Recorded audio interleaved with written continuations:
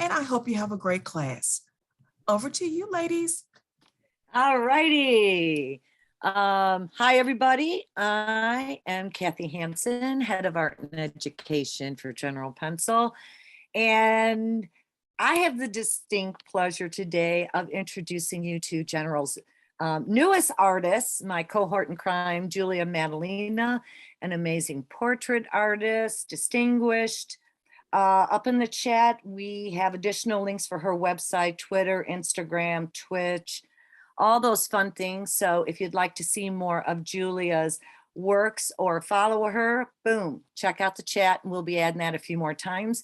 I really don't want to take much time up. She is going to be showing you lots of cool tips and tricks, working with our pastel pencils on several different surfaces, because you'll find that they react differently. So you got to know your pencils and your surfaces. We will have Julia talk about how to sharpen a pastel pencil Galaxy tab, because that was an excellent question right off the bat. So without further ado, Miss Julia, I'm going to turn it over to you to Wawa. Thank you, Kathy, and welcome everyone. It's so great to see where everyone is from. Yeah, and I'm gonna make sure I switch over to this camera. I'm just happy to say, ask your questions in the chat whenever you want. I've got Kathy here, my cohort in crime as well. She will shout them out to me as I go, or if it's something that she knows right off the bat, she can just pass you along the answer in the chat. But without further ado, I will make sure you can see the work better. There we go. So here's a bunch of samples that I started up yesterday. Immediately you can see how different all of these are. I didn't do anything that different from each pumpkin to pumpkin. If you would like to follow along, I took a picture myself. If you'd like to shoot me an email later or a message, I can send you the exact reference I'm looking at, or you can go out to your local grocer or farmer, get one of these tiny pumpkins, get an apple, get something festive that you can do a still life from. I like to set mine up with a light kind of coming from this direction, as you can see from all of these, to work from, and it's just a fun way to celebrate the season. So let's get into it. And I'm going to start off first showing you the way that I normally go about it between still lives or whatever my subject is. Generally speaking, the way that I like to do my drawings is on this type of paper. It's a very smooth tan or gray piece of sketchbook paper, and it just shows off the values very well, and you can layer it. It's very versatile. But all of these have their own merits, and I'm going to go through and show you them one by one. If you have any questions, please feel free to shout them out in the chat as we go. But without further ado, I'm just going to get these pumpkins off to the side so we can go over them one by one.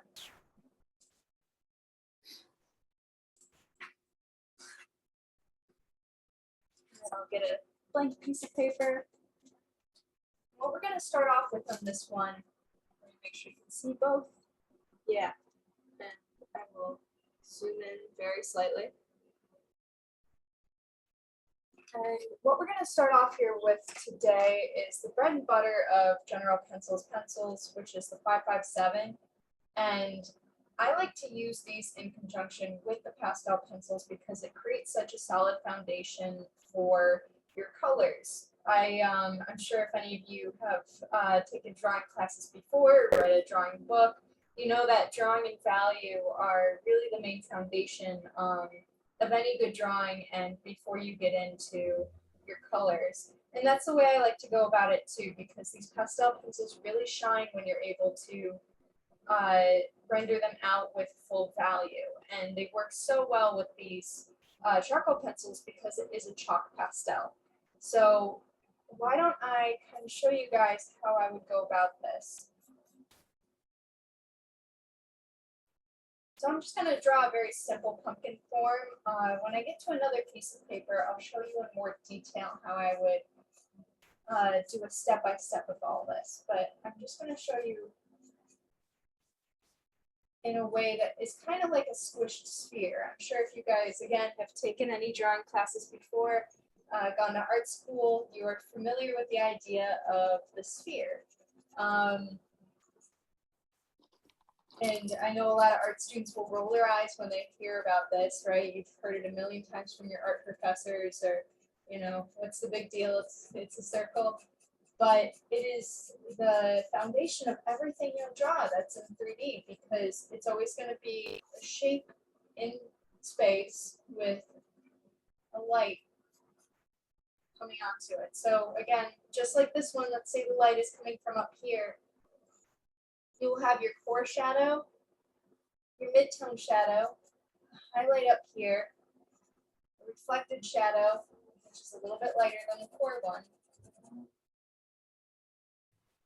and then a surface shadow down below. And right now I'm not even looking at the pumpkin I have.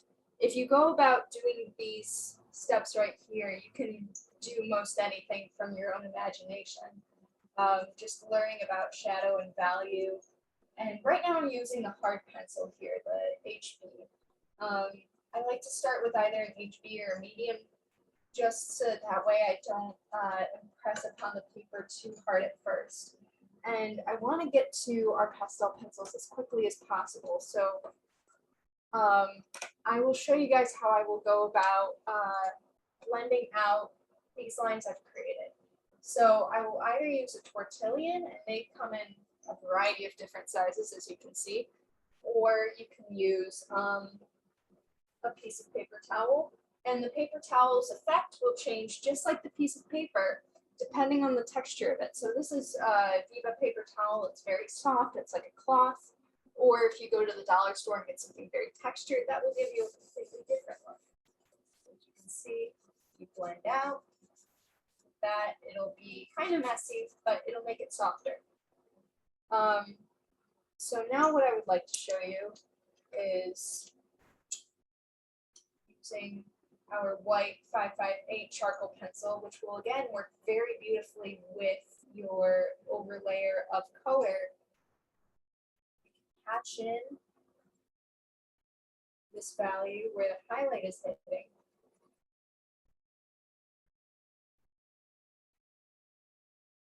You can see on the pumpkin, we're going to have a couple of different areas of that because of its shape, right? It's like a bunch of little spheres going up and down. Is this all making sense to everyone so far? Let me know in the chat.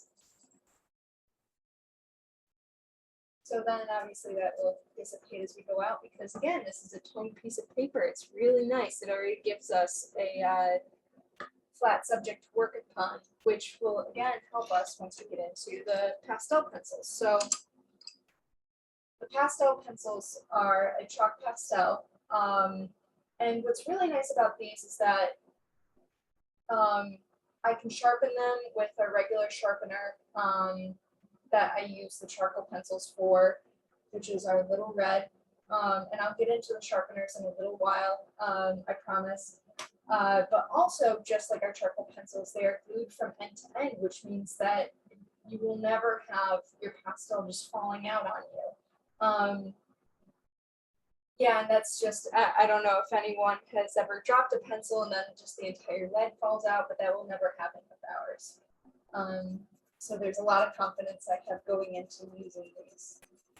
So as you can already see, I'm using like a whisper-like touch like this, right? You can hardly see on my paper the pastel. And that's what I want, because this is a very flat and smooth piece of paper. Not only will it accept probably 1, 2, 3 layers of color, but it'll allow it to be blended out very nicely. And look at how that value is just affecting the color. Can you see that? So, Hey, Miss Felicia, yeah. quick question. Is it possible to move your mic just a little bit over? I just received something about the sound, so I just wanted to check with you if you were able to move it a little bit closer to yourself. Is this better? That is a lot better. Thank you, darling. Wonderful. And what I like to do in this case is really go in this mid value, because not only is it the darkest area, but it will usually be the one with the most color. What color am I using? I am using orange. It is just orange. And this is probably a good time to mention, that the General's multi-pastel pencils come in a 12, 24, and 36 pack. This is a 24 pack. So it's got two sides. It opens up like this. And your 12 pack is going to have all your main colors. The 24 pack just kind of supplements them, but in the 36 pack, it will have 12 colors that you will not be able to find in either one of these packs. And it's a really good, quality deal for how many pencils you're getting. So if you're looking for more of them, the orange is in the initial pack. I really like it. It's a very bright color. But there's a lot of really unique ones as well that you'll find within there. So this one, I'm gonna go in just like I did on this one. You can see where I started to layer in some red.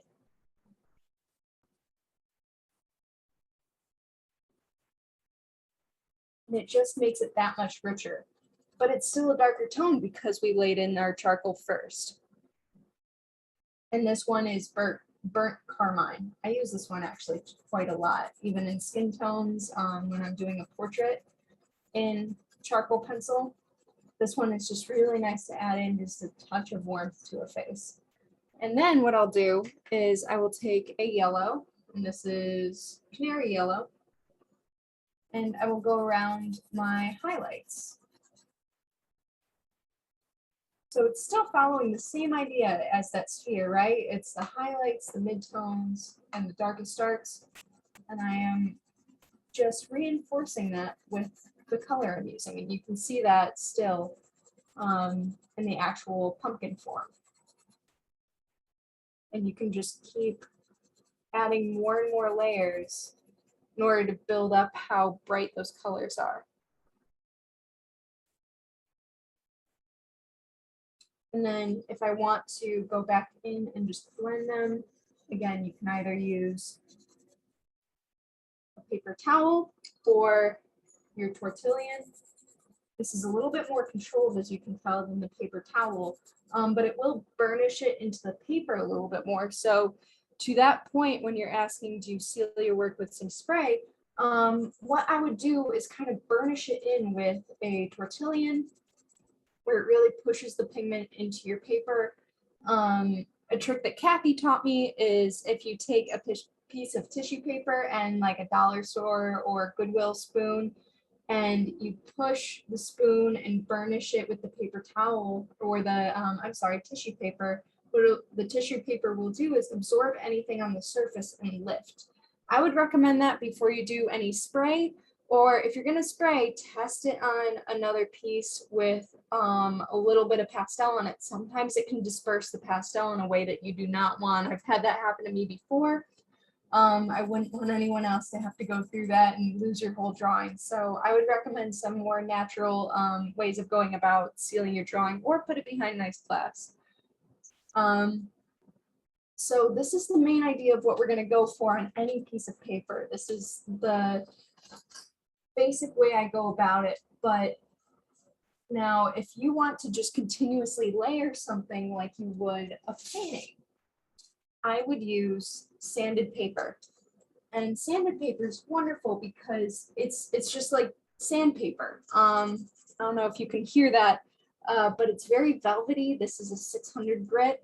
And what you would do is, because it can grab so much more pigment and hold on to it, you can just layer for as long as you would like. So now let's see how that stacks up against some flatter paper. And both of these have their merits. I really love the sketchy quality of this, and I love how smooth this ends up, but it's all about your own preferences and how you want your own drawing to come out in the end. So I'm going to go back in the same way that I did at first, right? And this time I will be looking at the pumpkin a little bit more closely. And because this is so squat, right, the way that this looks, I'm going to actually start off with a lot more straight lines, just so I don't get too curvy.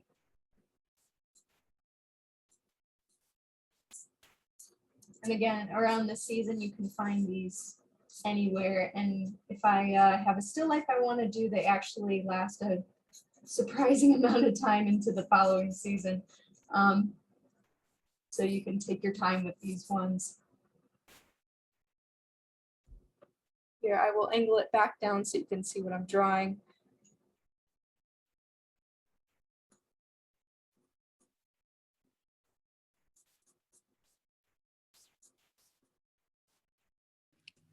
Julia, while you're sketching, I'm going to hop in for a second. Absolutely. Miss Leslie said, I'm sorry, I don't understand. Where's the sandpaper and what is the sandpaper for? What she's basically is telling you, there is several paper surfaces that pastels are compatible with. You probably have a smoother paper, a toned smooth drawing paper, or possibly one that has texture like a Me-Tints or something. She's showing you right now that a grit paper, which feels like sandpaper. That's what she's talking about. If you run your hands over this type of pastel paper, it almost feels like an emery board. And that grit grabs so much more of the color, so you can build up color so much quicker and brighter. That's what does that make sense for you? Thank you so much, Kathy, for jumping in with that. So what I'll show you this time is with the last drawing that we did, I had to start off with all the middle tones staying in the middle and try not to go too deep into the dark darks and the light lights, that those colors can stand on their own. With this one, what I want to do is I'm just going to cover the whole thing with orange, because I know that I can go back in and add more color afterwards. Now, the only thing about the sanded paper is, if you're familiar with using an emery board to sharpen your pencils, that's basically what this is. It's grabbing so much of your pencil that you're basically sharpening it against it as well. So you will need to sharpen your pencils more often, which is the perfect opportunity for me to talk about pencil sharpeners. So right here, we have our General's All Art Little Red. You can find these nearly anywhere. And we sell these exact same blades and angles in a couple different ways as well. You'll see me sometimes use this, which is 3-in-1. It's a very handy tool where you have 3 different holes, but they're all made for these soft core pencils.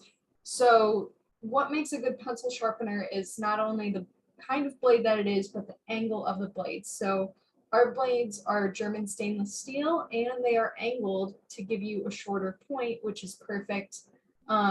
It's the exact factory point that they come out of the packaging with, but also for soft core pencils like your softest charcoal pencils and your pastel pencils.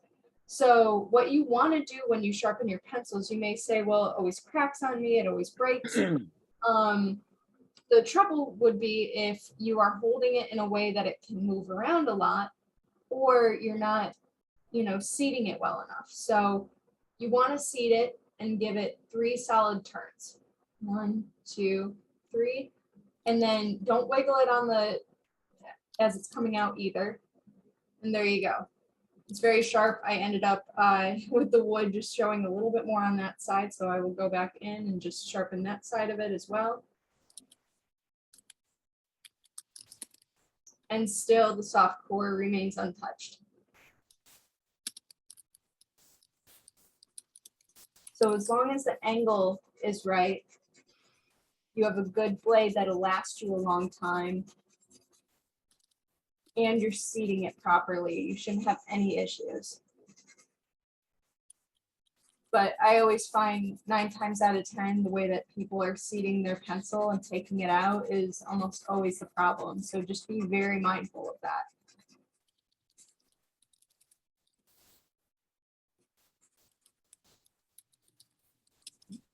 Julie, I'm going to step in here too. There's a question in the chat. Do you rotate your pencil when you draw to keep it sharp? Yes, good question. Sometimes I do that. In this case, I had a little bit more wood on this side, so I'm just kind of leaning into that. But normally, Yes, that's a very good question. I will do that. And I work very softly on this because a little goes a long way with the pressure on this type of sandpaper. So again, like that whisper touch I was talking about before up here. I mean, look at how pigmented it is down here. It's just crazy, right? So what I want to do again, and this will eat up your tortillons and your paper towel a bit as well. So I'm going to use some paper towel. Just look at how soft that gets. Look at the difference between these two, right? Do you all see that? I will go And that's ahead. with the grit paper, correct? Yes, this is the grit paper. So now I want to go in with some yellow.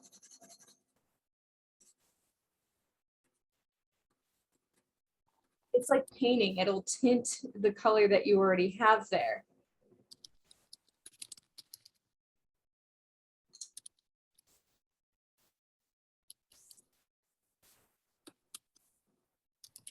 And then look at how that red affects the orange as well.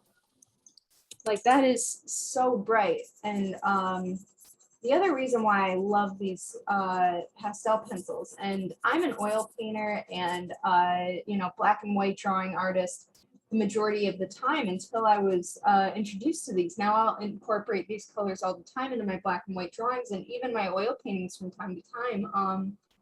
Just because I haven't really encountered anything that has not only the same feel as a charcoal pencil, but the pigmentation of one as well. And they're so affordable for artists to be able to obtain. A lot of the times people will see a expensive piece of art equipment and equate that with its inherent value or how well it works. But in all honesty, that may be, it coming from overseas is making it more expensive. And, just the idea that if it's more expensive, it is a better quality. When in reality, General Pencil, one of their priorities is making sure that it is good quality artist materials at an affordable price, because you're only as good as your materials allow you to be, right? So it's really nice that it's not only like artist grade pigments and the pencil leads won't fall out on you, but it's made right here in the USA. They're hand laid pencils, and it's at artist affordable prices, right? So now I'm going to go back in with some orange and just look at how, oops, I was going a little too hard on that pencil there. I got too excited about the colors. There we go. Again, I gotta go softer. This paper will grab your pencil a little hard sometimes. There we go. Hey, Julia, can I jump in again? Absolutely. All right. Somebody says I logged in a little late. They're kind of confused how you're showing different mediums, like, can I do anything on one? Janet, all the stages she's doing, you can create on any type of paper. She's trying to give you paper knowledge as well as pencil knowledge, because the pencil reacts differently. Sometimes you, like this grit, super fast, you saw all the color. For a pumpkin, that's great. If you were doing a face, not necessarily that would be the right paper of choice. Some of the smoother papers, you slowly build up your colors lighter. That's what she's trying to share with you all, is different papers will build up color faster. Thank you so much, Kathy. Yes, so it's all about experimentation and what you want to achieve with your drawing. If you're looking for very quick and bright colors, the sanded sort of paper is for you. But if you want more of an academic drawing look to your drawings, which I really enjoy, I like the smoother toned papers that you'll see up here. It is just all about what your preference is and what you're trying to get out of it. And I will continue to show you guys more ways that you can do this. I'm lingering on the sanded a little bit just because it is such a great way to show off these colors and everything. But then we'll jump around to other pieces of paper, so hang in there. And then I will show you if you want to jump back in with your blacks and whites, like I was saying before, how well that the pastel pencils and their chalky nature work with your your charcoal pencils and your charcoal white pencils. If I want to add those highlights back in,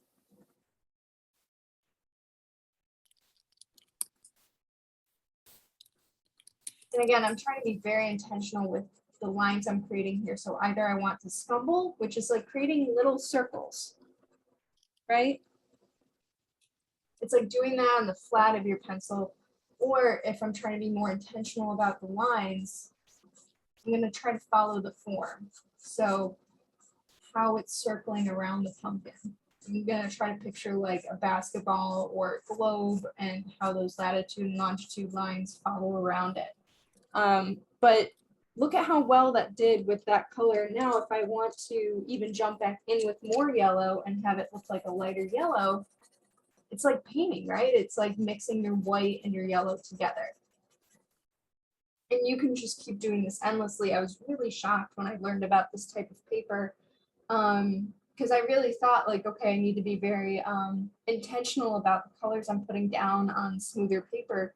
But no, if you have something that's going to grab the paper or your pigments like this, it's like painting. It's like painting all of a sudden. So anyways, that's how I would go about it on this particular one. But I also want to show, you know, not only with the charcoal white, but it goes both ways. If you want to add in some more darks, you know, you can take your hard charcoal and be very, very careful with this because it's going to grab that black very easily as well, which is lovely for these cast shadows, but it may be a little bit much on the surface. So just be cautious. Julia, we're getting some comments about what about erasing? Can we use erasers to create effects, different erasers for different papers? I'm so glad you asked that.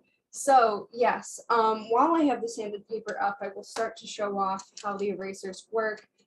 Also, why don't I bring down that smooth paper as well?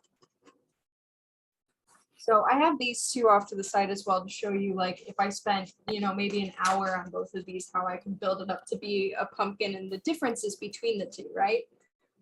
Today I'm trying to show just tips and tricks with them. So I hope that's evident by keeping them next to each other. So yes, let me build up just some of these lights and darks a little bit more on this piece of paper so I can show you guys how I would go about erasing. I'll get some soft pencil going in here as well, just some darker darks to make sure it shows up.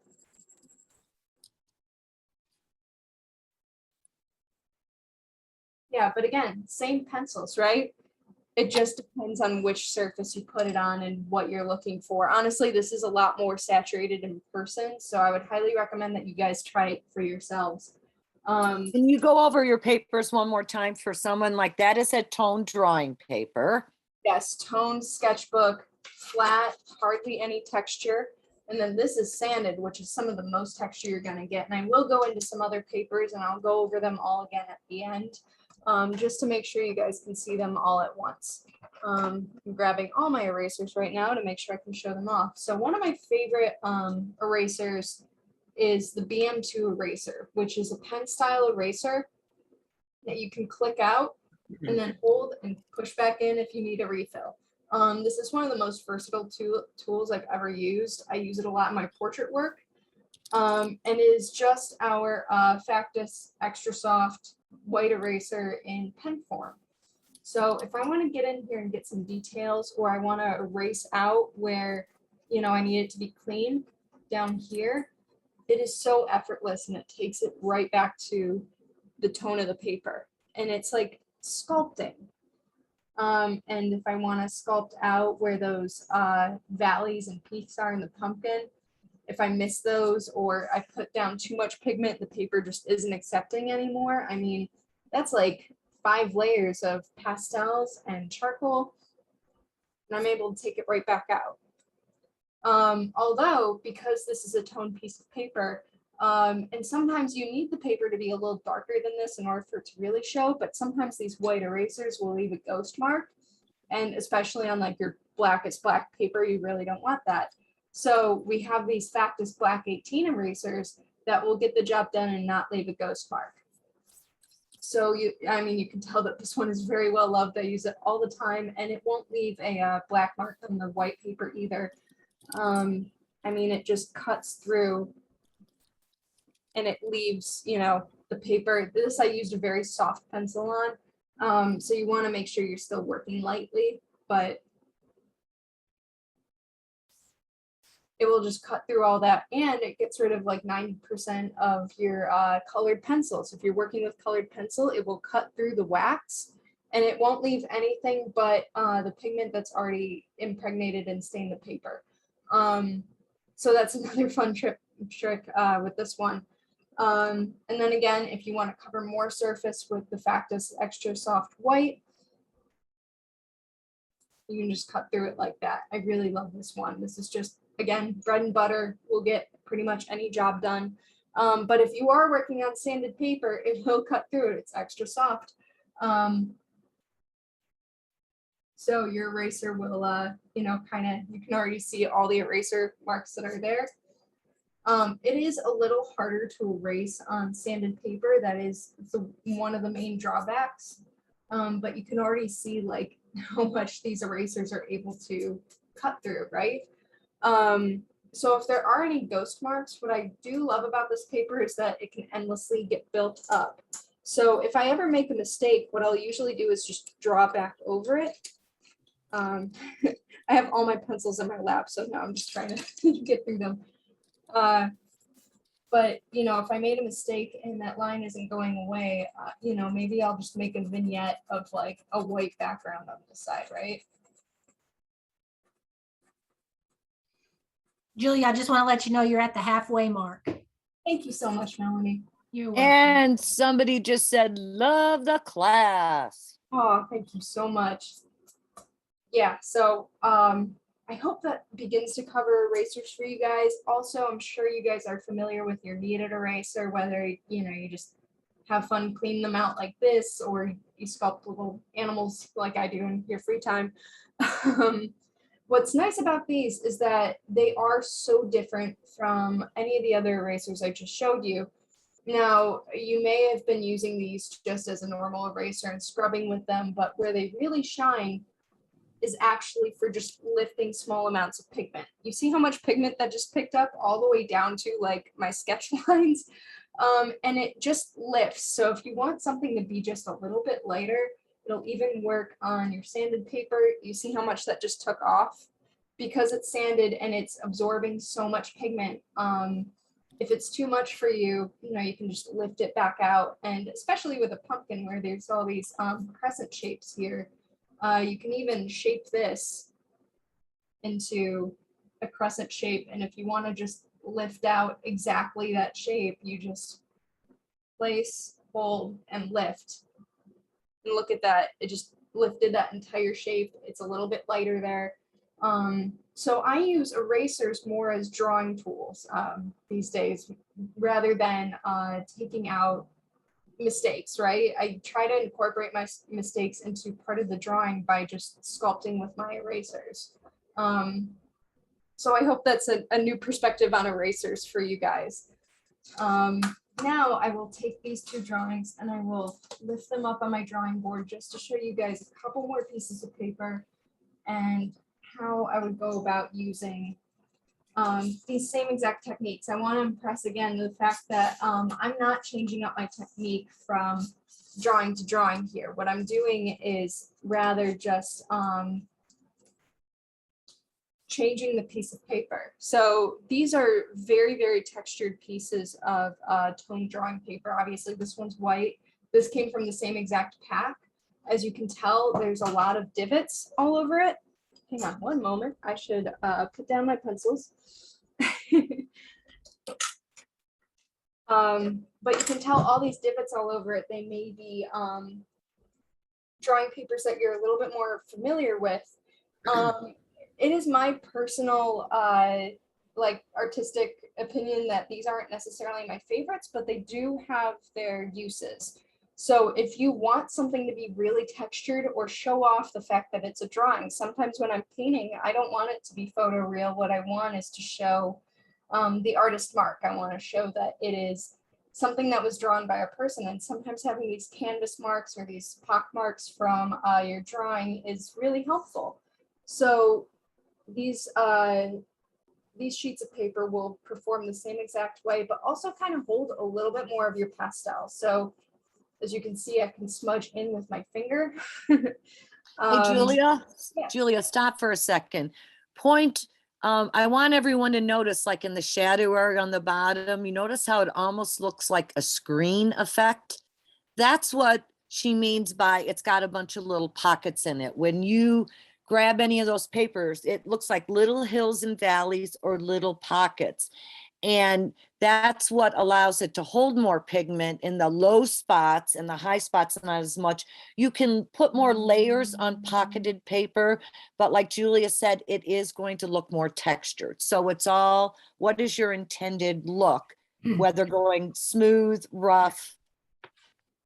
And Julia, I want to also ask you to identify what the names of each of these papers are. So when our fellow patrons in our chat are going to the store, they know what type of paper they're looking at. I know that Strathmore or Canson may have, different preferences on brands, but the type of paper, are they looking for a watercolor paper, a Bristol paper, a mixed media paper? What is the name of the paper that they're looking for?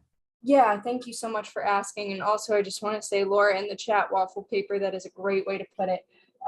So these two, it's just called tone drawing paper, no matter the brand. And all I do to differentiate these types from the smooth is just flip it open and feel it, because sometimes I open up a tone drawing pad and it is the wrong texture for me. So what you want to do is just look at your piece of paper and tell, okay, does it have these little waffling marks on it? Because you can see it just on the paper itself, whereas this one, you can kind of see the fibers of the paper. It's very smooth to the touch. So these are all toned drawing paper. They come in drawing pads, no matter the brand. You just want to take a look and even buy a couple different types for yourself just to see what they are like. So you want to just look for toned gray, tan sketch paper. At Bristol paper, anything like that, that's going to be very smooth. Yeah, so I would recommend just looking up tone drawing paper. It's nothing too specific beyond that, other than just feeling them for yourself and trying to see what kind of texture they have. Sanded drawing paper, sanded pastel paper is what that one is above, and that's the most difference. Although these also come in whatever colors you want to find them in. So again, it's about experimentation and finding what is right for you and the outcome that you would desire from your drawing. I always like the middle gray values. I really enjoy middle gray or middle tan. But that's just my own preference, and you guys all have to experiment and try to find out what you like for yourselves. But in this case, like Kathy was saying before, while this is also a tone drawing paper, same exact as this one, these two are exact same, but they are just tone different colors. It will hold more pigment than this one will, although you will get a more textured look. So let's see if we want to cut back into this drawing in the still life. Instead of with the white, we will use the white of the paper by erasing back out with our Factus eraser. Again, using the eraser more to draw rather than to correct a mistake. And then what we can also do is go back in again with our yellow, our lightest value within the colors, and just make it pop. We can go around the edges of our color just to bring that chroma of the highlight up to the rest of the drawing. So with this one, I would recommend, using a Tortillon. I obviously use my fingers a little bit just to press into those divots to give it more shape. But this one, you can layer more, you can erase easily enough. But again, keep going light. I will use my BM2 in order to cut out the shadow a little bit better. I really love blending out to be like this and then using my eraser to draw. And I can show that just a little bit later at the end. Now on this tone piece of paper, we can erase back out some of the white that may have escaped the pumpkin, just as we did before. But now you can see with this, if I go back in with my 558 charcoal white, it's hard to get it any lighter than that. It is starting to become a little oversaturated with colors at this point of the drawing, and it's really hard to get any brighter. So I'm going to show you guys a trick really quickly, and that will work not only with your charcoal drawings, on any toned piece of paper where you can't erase back out to the white. You want to use this trick, and I use it in mixed media as well. What you want to do is get a little jar of water. This one has been well loved through many projects.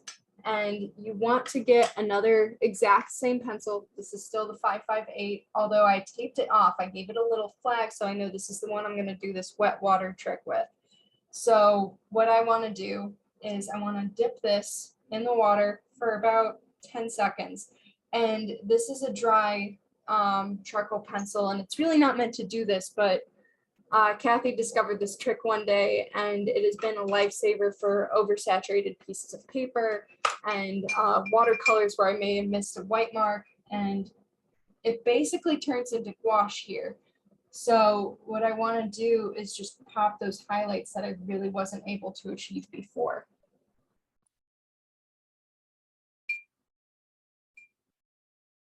Isn't that amazing?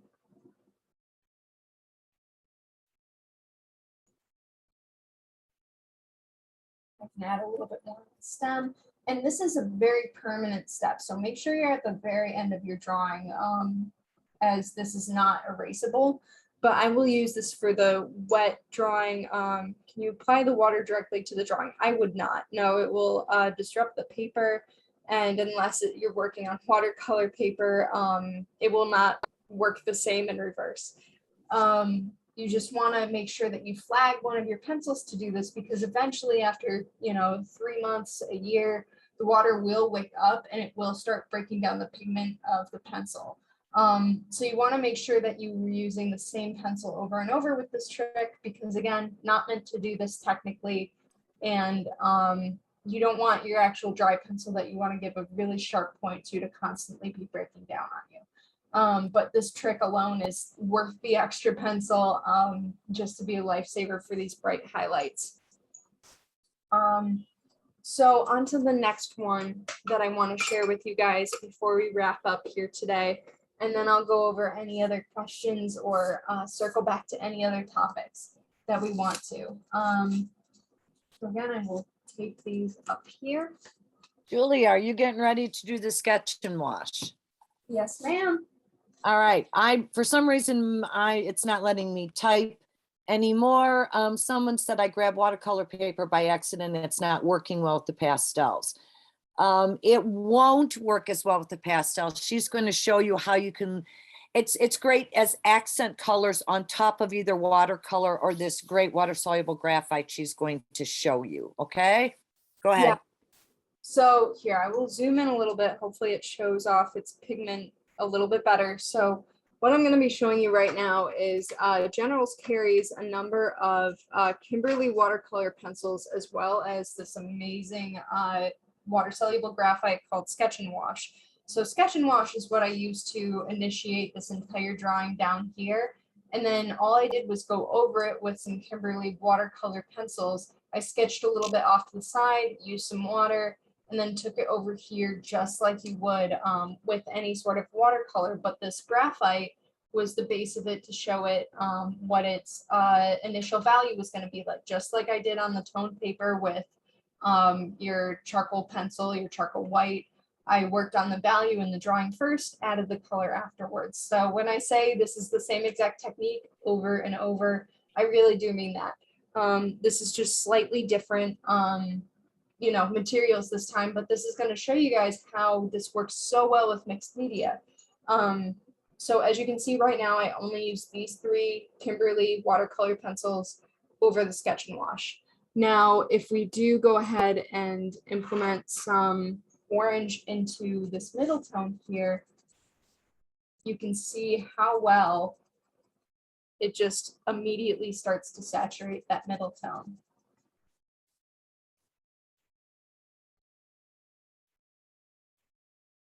And that's why I really love using all of General's products, because none of them are meant to replace the other, rather they are meant to supplement. They all work so beautifully together. And the pair of pastel pencils and watercolor pencils is something that I would have never dreamed of. But look at how beautifully it helps to round out that shape. And now I will use some yellow as soon as I sharpen that one back up. These pastel pencils are getting some love today, y'all.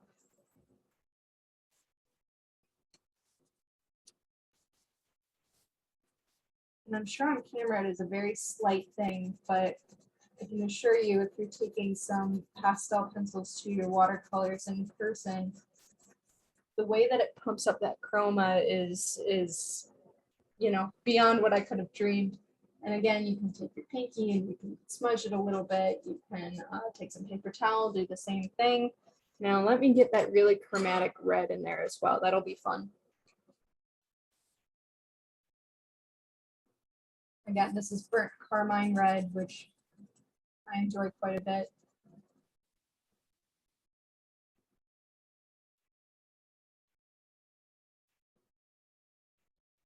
And if you look at the colors that you just laid down, you say, oh, that's a little too much.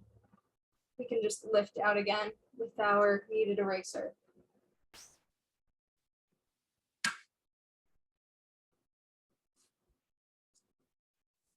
And the reason why I did this ahead of time, this pumpkin here, is because I wanted to make sure it was all dry in time. You really want to make sure that your watercolors and everything, they're not cool to the touch, they're not wet to the touch by the time you start adding your pastel pencils on top of it. You want to give it, either an hour or put it away for the day in order to let it dry enough so that, your pastels aren't getting wet and getting into the paper.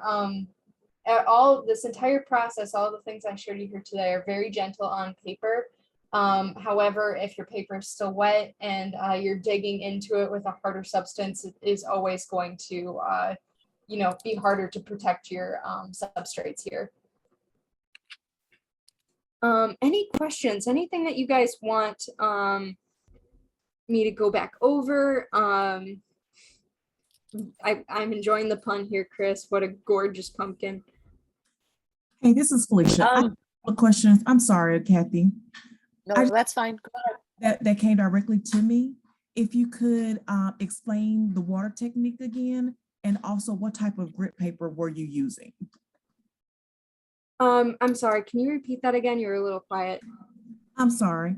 She questions asking if you could explain the water technique again, and also if you could tell what type of grit paper you were using. Okay, yes, absolutely. So this paper right here is 600 grit. Again, I think it's just up to each artist's individual tastes as far as what you prefer. This just happened to be the one I picked up today. I prefer the higher levels of grit, but the lower ones have their place too. It just depends on what you're going for. The wet pencil technique, if that's what you mean, not like the water soluble, because I can go over the water solubles, but it depends on which water thing you're talking about. I think they meant the white. White pencil, you got it. So yeah, the charcoal white pencil, same exact pencil. I use this one for my dry mediums. I tape one off, dip it in some paint, whatever you need to show you that this is going to be the one that you're going to dip in some water.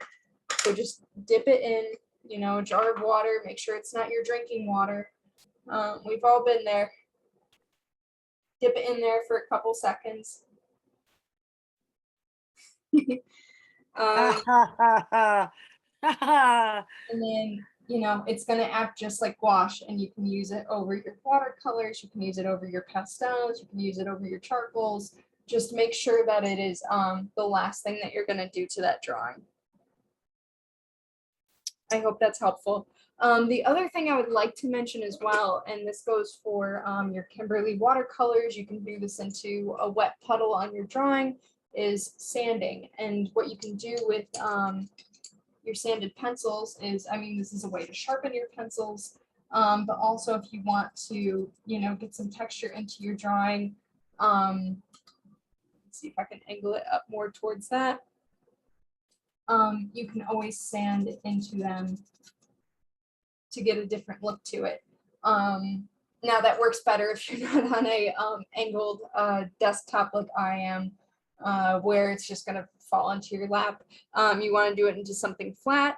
But I will show you guys really quickly, speaking of mixed media, like I did here with the watercolor, you can do it with a whole bunch of different mediums. So when I wanted a little bit more texture in my oil paintings, where, you know, there was some grass off in the distance and I just wanted some, you know, unexpected marks, I sanded and graded some, oh gosh, it's gonna be hard to see with the lights. I sanded and graded some pastels into that background there. If you can see all those little pock marks in the grass, that's our pastel pencils. So there are so many different applications that you can put these pastel pencils to. The only thing that limits it is really your own imagination. Ready for a few questions? Yes, I am.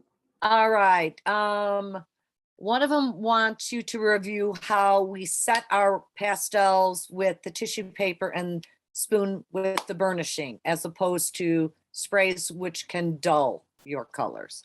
Right. If I'm being honest, I don't have those materials on my hand right now. I just moved and set up my studio, so I don't know where my tissue paper and extra spoon is. But I can just, you know, review it with, let me find a clean piece of paper towel and just imagine that this marker is a spoon and this is a piece of tissue paper. So what you would do if you want to remove that excess, and again, you would still have to be careful with your drawing, but this just eliminates the need for like extra. You would lay down your tissue paper and you would take the rounded edge of your spoon and you would just, you know, move in slow circles over it to lift it. And then, you know, you would see all that extra material come off of it. Yeah, that's the way you would go about it. You would still need to obviously be careful with your drawing afterwards. Like I said, it's not perfect, but it will get rid of all that extra dust on the top. And I will say we have about 5 more minutes. If you guys want, share some love in the chat that you want to see another tips and tricks class like this with pastels. I know that Julia would love to share more tips and tricks with you, but show her some love that we can get another class scheduled as well. Yes, and I do, like I said, I am more of a professionally a portrait artist, and I love to incorporate this technique in with my portraits as well.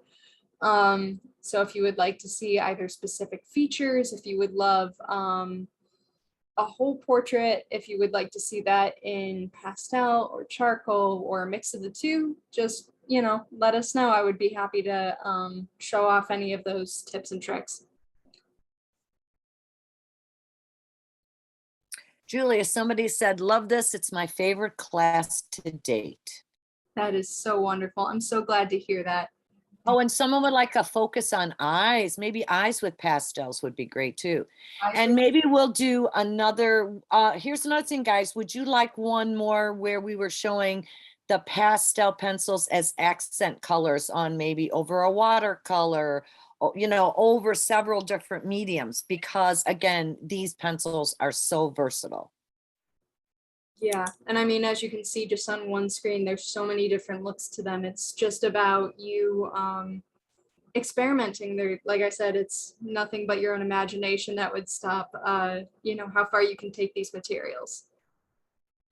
Another person asked if you could use the pastels on wood, or I forgot what the other surface was. You have to have some type of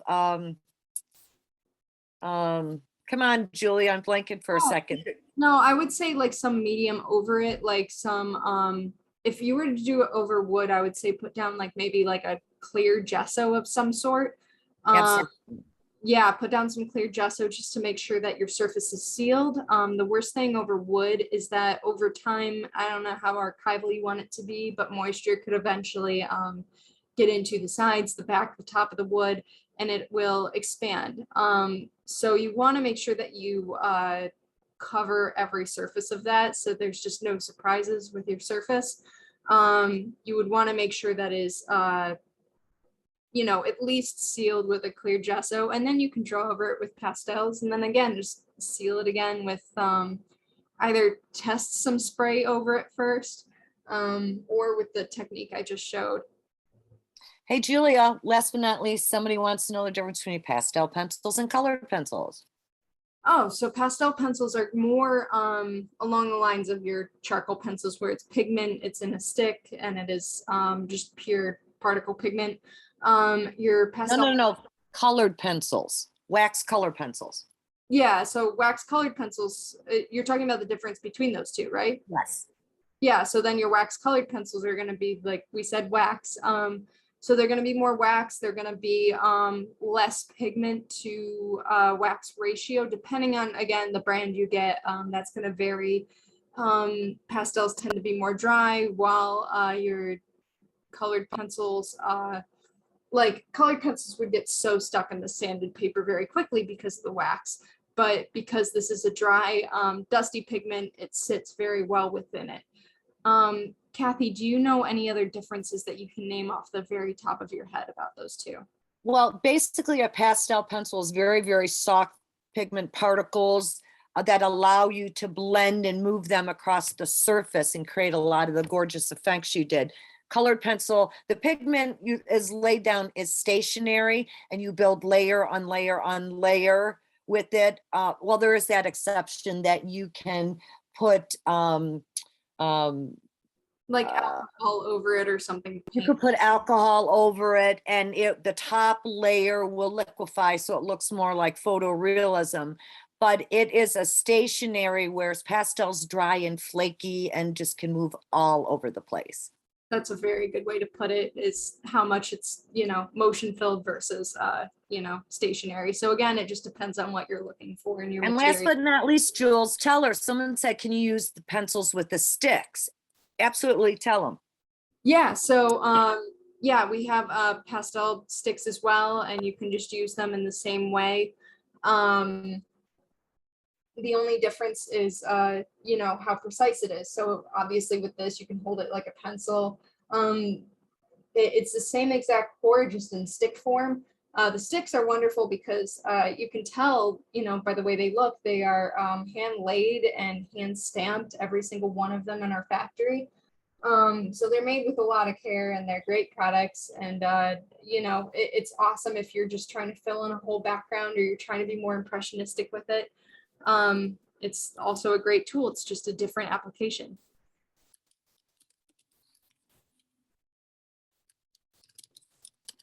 I'm not a fast typer. Can I say something real quick? Absolutely. Laura, you said you want to frame a pastel. What do you have to do? What kind of sealer? If you are going to use the spray sealant, take swatches of your colors on another piece of the exact surface and try your spray fixatives. Your darker colors should be fine. A lot of your warm colors are going to dull, and that can really take a lot of the dimension out of your work. If it doesn't, because all sealants are different. Like Julia said, we prefer to put a piece of tissue paper down over the work and burnish it with a spoon. What that does is push the particles into the paper. A smear is just the excess paper sitting on top that has nowhere to go. That tissue paper is going to absorb it. You can run your hand over your work once you've burnished it, and it is not going to smear. Well, and somebody also mentioned about not smearing while you're working. Lay down some wax paper beneath your hand to make sure that your particles don't move under your hand as you're working. That's a really great way to go about it. Or you can do the same with tissue paper, although your hand is going to wipe much more effortlessly over wax paper as you're working. So that's another tip that just came to mind as well.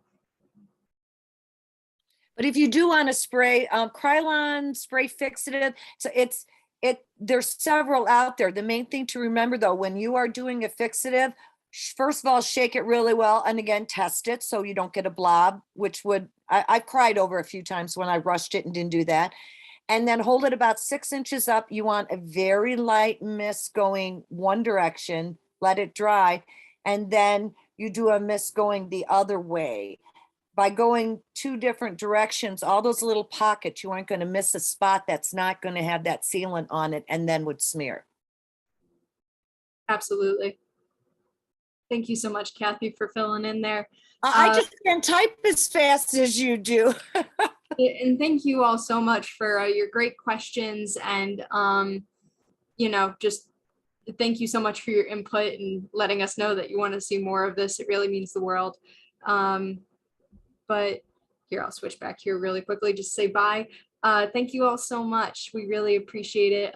If you want to find us anywhere, I'm linking again all of my contact info. You can find me at any of those places. If you would like more classes like this, feel free to let us know through those venues. And yeah, thank you again so much.